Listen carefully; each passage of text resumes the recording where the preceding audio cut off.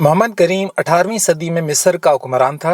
अचानक फ्रांस ने मिस्र पर हमला कर दिया। उस वक्त फ्रांस का बादशाह नेपोलियन था। मोहम्मद करीम अपने मुल्क के लिए जितना लड़ सकता था लड़ा, लेकिन बदकिस्मती से मिस्र पर फ्रांस का कब्जा हो गया। मोहम्मद करीम और उसके फौजियों को गिरफ्तार कर लिया गया। सामीन, इससे पहले कि मैं गुफ्तगू का बाकायदा आगाज करूं, नए साथियों से गुजारिश है कि ISC चैनल को सब्सक्राइब कर लें ताकि आइंदा आने वाली वीडियोस का नोटिफिकेशन आप तक बआसानी पहुंचता रहे। दोस्तों, नेपोलियन ने मिस्र पर कब्जा कर लिया। उसके फौजी मोहम्मद करीम को जंजीरों में जकड़ कर ले आए। नेपोलियन ने कहा, तुमने मेरे बहुत से फौजी मार दिए, लेकिन जिस दिलेरी से तुम लड़े और अपना मुल्क बचाने की कोशिश करते रहे, मैं तुम्हें एक और मौका देना चाहता हूँ। तुमने मेरे जितने फौजी मारे हैं उसका फिदिया दे दो, मैं तुम्हें छोड़ दूंगा। फ्रांस के फौजी मोहम्मद करीम को जंजीरों में जकड़कर मुल्क के बड़े बड़े ताजरों के पास ले गए। मोहम्मद करीम का ख्याल था कि वो उसकी भरपूर मदद करेंगे, क्योंकि उसने उनकी आज़ादी के लिए तवील जंग लड़ी थी। लेकिन मिस्र के ताजरों ने उससे मुंह फेर लिया और फिदिये की रकम देने से इनकार कर दिया। शाम को मोहम्मद करीम को नेपोलियन के पास पेश किया गया तो उसका सर शर्म से झुका हुआ था। नेपोलियन ने कहा, तुम्हें सजाए मौत इसलिए नहीं दूंगा कि तुमने मेरे बहुत से फौजी मारे हैं, बल्कि इसलिए दूंगा कि तुम एक जाहिल कौम के लिए लड़ते रहे। दोस्तों, आज जब मैं इमरान खान को देखता हूं तो मुझे मोहम्मद करीम याद आ जाता है। इमरान खान भी इस जाहिल कौम के लिए लड़ रहा है, एक ऐसी कौम के लिए जिसके नजदीक गरीब कौम का पैसा चोरी करना कोई जुर्म नहीं। 35 साल हुकूमत मिलने के बावजूद कौम को गरीब से गरीब तर बना देना कोई जुर्म नहीं। यहाँ आज भी मियाँ के नारे बजते हैं, आज भी जरदारी सब पर बारी है। यहाँ 10 साल तक कश्मीर कमेटी के चेयरमैन की हैसियत से मिनिस्टर कॉलोनी के बंगला नंबर 22 में मौजें उड़ाने वाले और मीडिया रिपोर्ट्स के मुताबिक लस्सी और खाबों पर गरीब कौम के करोड़ों रुपए खर्च करने वाले मौलाना फजलुर रहमान कश्मीर के नाम पर नामनिहाद मार्च करेंगे। अपने मदरसे के गुंडों को मुल्क में फसाद के लिए इस्तेमाल करेंगे और 27 अक्टूबर को हुकूमत के खिलाफ मार्च करेंगे। किस लिए? ताकि इनको मिनिस्टर कॉलोनी में दोबारा बंगला मिल जाए, वजारत मिल जाए, कोई ओहदा मिल जाए। दोस्तों, आपको मौलाना फजलुर रहमान का जरा हसब नसब बयान करता चलूं। मौलाना फजलुर रहमान मुफ्ती महमूद के बेटे हैं। ये वो शख्सियत हैं जिन्होंने सियासी मुखालफत और अपनी अजारादरी कायम रखने के लिए मौलाना मौदूदी पर कुफर का फतवा लगाया था और जमात इस्लामी के साथ ताल्लुकात रखने वालों को तजदीद निकाह की हिदायत की थी। मौलाना फजलुर रहमान के दादा का नाम सूबेदार अब्दुल खलील सदीकी है, जिसे 1100 कबायलियों के कत्ले आम में मुआवनत के अजीम कारनामे पर मलका विक्टोरिया ने मिलिट्री क्रॉस का अवार्ड दिया था। मौलाना फजलुर रहमान का एक भाई है जिनका नाम है अताउर रहमान, जिसे PIA में लाखों की नौकरी देने के लिए एक नया इस्लामी शोबा बनाया गया। इनके जिम्मे ये काम था कि इन्होंने PIA के मस्जिद के इमाम और मौज़िन की तरबियत करनी है।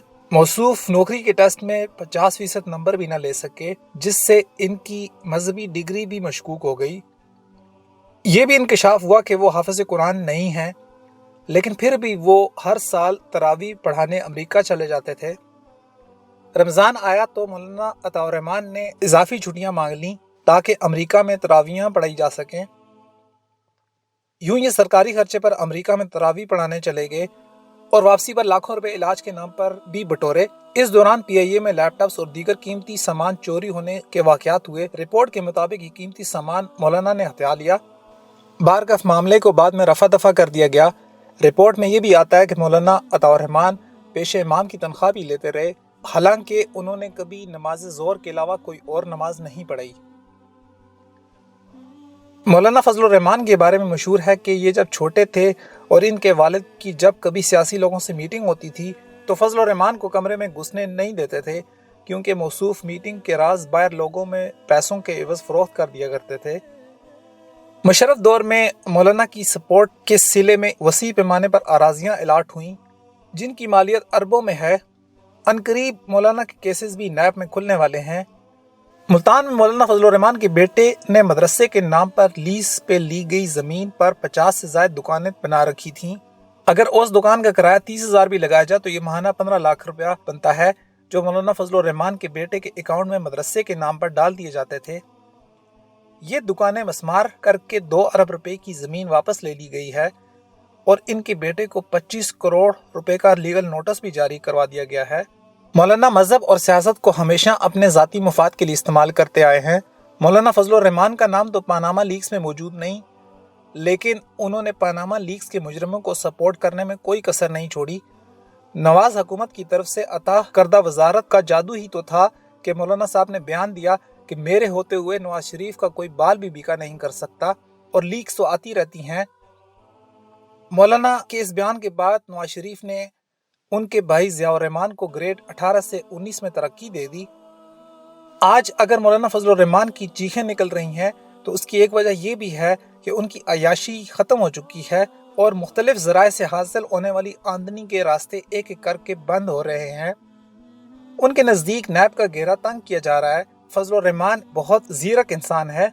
उसको इस बात का इदराक है कि अगर पीटीआई की गवर्नमेंट कुछ अरसा और टिक गई तो फिर किसी की खैर नहीं। और दूसरे ये कि पीटीआई की रिफॉर्म्स का जादू आवाम को नजर आने लग जाएगा। वक्त के साथ साथ ये आवाम में मजीद मकबूल होती जाएगी और मौलाना के लिए आवाम को उल्लू बनाना बहुत मुश्किल हो जाएगा। इसीलिए वो तमाम अपोजिशन जमातों पर जोर दे रहा है कि इस गवर्नमेंट को जितना जल्दी हो सके गिरा दिया जाए। कुछ ज़राए का कहना है कि इंडियन लॉबी मौलाना को भरपूर सपोर्ट कर रही है। न सिर्फ उनको माली मदद दी जा रही है बल्कि मौलाना के हक में मीडिया कैंपेन भी चलाई जा रही है। ये दाढ़ी रखने वाला और पगड़ी पहनने वाला और बज़ाहिर दीन का आलम दिखने वाला दर हकीकत शैतान से कम नहीं। ये दौलत और शोहरत का पुजारी है और वजारत या ओहदे के लिए अपना दीन बेचना इसके लिए कोई बड़ी बात नहीं। कई उलमा इकराम और मुफ्तियान ने खुलेआम और कई ने ढके छुपे अल्फाज में मौलाना पर तनकीद की है। बहुत से उलमा फजलुर रहमान की साजिश से अच्छी तरह वाकिफ हैं, लेकिन वो चुप इसलिए हैं कि मौलाना की ताकत से खाइफ हैं। ओहदे के लिए ये शख्स अमेरिका, भारत तक के इसराइल से भी हाथ मिलाने के लिए आसानी से तैयार हो जाएगा। लेकिन ये भी एक हकीकत है कि मौलाना अपनी चब ज़ुबानी से डियाई खान और कबाली इलाकों में अच्छा खासा असर रसूख रखता है। ये दीन के नाम पर हज़ारों लोगों को इकट्ठा करवा सकता है और मुल्क में फसाद बर्पा करवा सकता है। माजी में इसके रवाबे टीटीपी से भी थे और ये मुल्क में खुदकश हमले करवा कर कत्ल गारत का बाजार भी गर्म कर सकता है। इमरान खान को चाहिए कि मौलाना फजलुर रहमान के साथ सख्ती से निपटे ताकि आइंदा किसी को दीन के नाम पर फसाद फैलाने का मौका न मिल सके। अल्लाह पाकिस्तान को कायम और दायम रखे और फसाद से बचाए। इसी के साथ आज की वीडियो का इख्तिताम करता हूँ। अगर आपको ये वीडियो पसंद आए तो चैनल को सब्सक्राइब करना और बेल आइकन को क्लिक करना मत भूलिएगा। अगली वीडियो आने तक अल्लाह हाफिज़।